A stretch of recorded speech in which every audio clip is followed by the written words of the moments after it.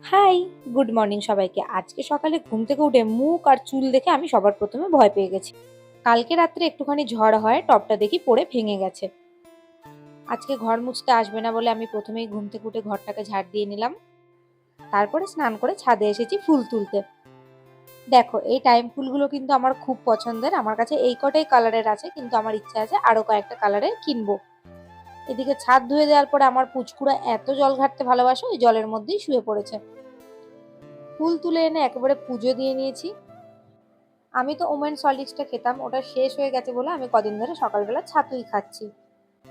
আমি ভাবছি এরপরে এবার কি কিনবো, কারণ এই বুড়ো বয়সে কমপ্ল্যান খেলে তো কোনো কাজই দেবে না, তাই কি কিনবো চিন্তা ভাবনা করে করে আর কিছু কেনাই হচ্ছে না। আজকে আর কোনো কিছু রান্না করার নেই, কারণ কালকে রাত্রে মাছের ঝাল করেছিলাম, সেটাই একটা রয়েছে, ওটাই গরম করে লাঞ্চ করে নেবো। আর যা গরম পড়েছে, কোনো কিছু রান্না করতে একদমই ভালো লাগছে না। মাসি 3টে আম দিয়েছিল, তার মধ্যে থেকে একটাই বেঁচেছিল, তাই ওটাকে নিয়েও লাঞ্চে বসে পড়েছি।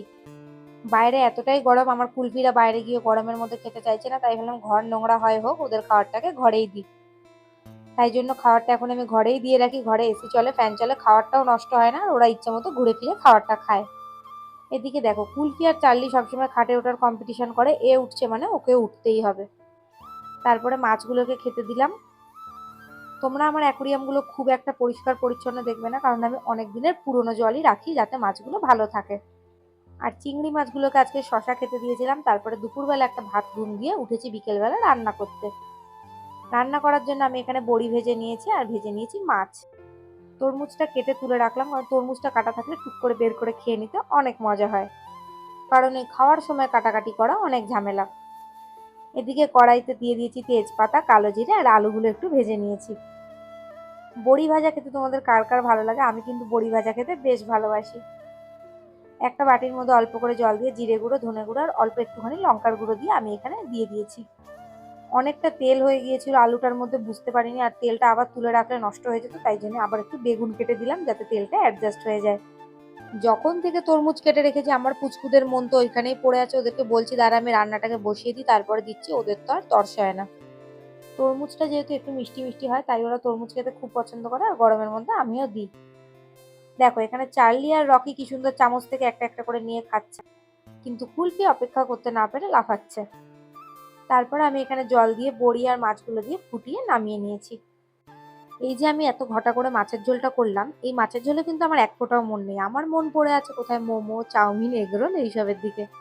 যেমন মন পড়ে আছে সেই রকম ভাবনাকে কাজে লাগিয়ে আমি টুক করে সেজেগুজে বেরিয়ে পড়েছি মোমো আনতে। একটু আগে হালকা বৃষ্টি হয়েছে, আর আমি মনে করি হালকা বৃষ্টি হওয়ার থেকে না হওয়া ভালো, কারণ এই বৃষ্টিগুলোতে আরো বেশি গরম বাড়িয়ে দেয়। সন্ধেবেলা বেরিয়েছি বলে কথা, ফুচকাটা তো একদমই স্কিপ করা যাবে না, তাই বেরিয়ে প্রথমেই আমি ফুচকা খেয়ে নিলাম। একটু আগে বৃষ্টি হয়েছে বলে রাস্তায় কিন্তু খুব সুন্দর হাওয়া দিচ্ছিল, তাই সন্ধ্যাবেলা হাঁটতে বেশ ভালো লাগছিল। বাড়ি আসার সময় নিয়ে এসেছি ফিশ ফ্রাই আর মোমো। আজকে তো ফিশ ফ্রাইয়ের সাথে পেঁয়াজ দিয়েছিল, আমি মোমোর সাথে কাঁচা পেঁয়াজ কোনোদিন খাইনি, কিন্তু আজকে আমি সেটাও ট্রাই করে ফেলেছি, খারাপ লাগছিল না। তোমরা বোধহয় আমার মুখে শুনে থাকবে যে আমার কিন্তু কোনো খাবারই খারাপ লাগে না, আমার সব খাবারই ভালো লাগে। খাওয়া দাওয়া সারার পরে বেশ কিছুক্ষণ একটু ফোন ঘাটাঘাটি করেছিলাম, আর দেখো এদিকে পুচকুরা ডিনার করে ঘুমিয়ে পড়েছে। অন্য অন্য দিন আমি যখন ডিনার করি আমার পুচকুরাও বসে থাকে, কিন্তু আজকে তো সন্ধেবেলায় খেয়েছি বলে ডিনারটা অনেকটা লেটে করেছি, তাই আর আমার বাচ্চাগুলো ঘুম থেকে উঠতে পারেনি।